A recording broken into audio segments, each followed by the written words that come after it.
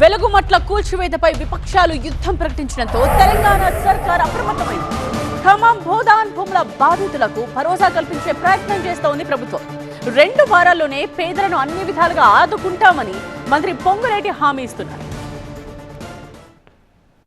ఖమ్మం వెలుగుమట్ల భూదాన్ భూముల బాధితులకు ప్రభుత్వం భరోసా ఇచ్చింది. బాధితులను అన్ని విధాలుగా ఆదుకుంటామని మంత్రి పొంగులేటి శ్రీనివాసరెడ్డి హామీ ఇచ్చారు. అర్హులైన పేదలకు మార్చి 15 లోపు ఇళ్ల స్థలం, ఇళ్లు ఇస్తామని పొంగులేటి శ్రీనివాసరెడ్డి హామీ ఇచ్చారు. ఖమ్మం కలెక్టరేట్లో భూదాన్ బాధితులను కలిసి వారి సమస్యలు తెలుసుకున్నారు. భూదాన్ భూ బాధితుల సర్వేలో కీలక విషయాలు వెలుగులోకి వచ్చాయని అన్నారు ఆయన. అందుట్లో 30,000 ఇచ్చిన మనోళ్ళు ఉన్నారు, 7-8 లక్షలు ఇచ్చిన వాళ్ళు ఉన్నారు, 10 లక్షలు ఇచ్చిన వాళ్ళు ఉన్నారన్నారు.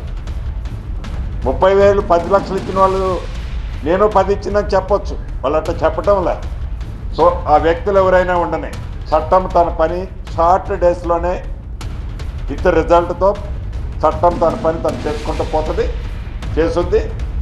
ఈ పేదోళ్ళకి 15th లోపు, ఈ నెల 15వ తారీఖు లోపు అర్హులైన పేదవాళ్ళకి, గతంలో లబ్ధి పొందని పేదవాళ్ళకి 100కి 100% ఇళ్ల స్థలం, ఇల్లు ఇస్తాం.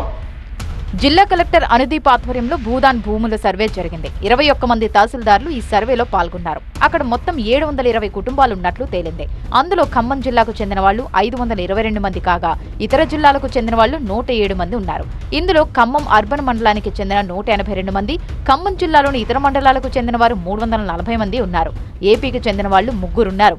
8 సంవత్సరాల నుంచి కొందరు, 8 నెలల నుంచి మరికొందరు నివాసముంటున్నట్టుగా అధికారులు గుర్తించారు.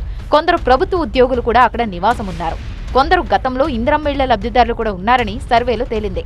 కొంతమంది ఓ గ్యాంగ్ గా ఏర్పడి తాము ఓపీడీఆర్ భూదాన్ కమిటీ సభ్యులమంటూ ప్రచారం చేసుకున్నారు. భూదాన్ భూముల్లో ఇళ్ల స్థలాలు ఇస్తామంటూ 50,000 నుంచి 8 లక్షల రూపాయలకు వసూలు చేశారు.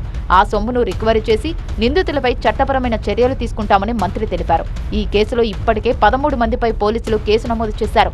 వారిలో తల్లూరి కృష్ణ, మంకిడి లింగరాజు, ముడిగ రాములు, ఎర్రబాబును అరెస్టు చేసి రిమాండ్కు తరలించారు.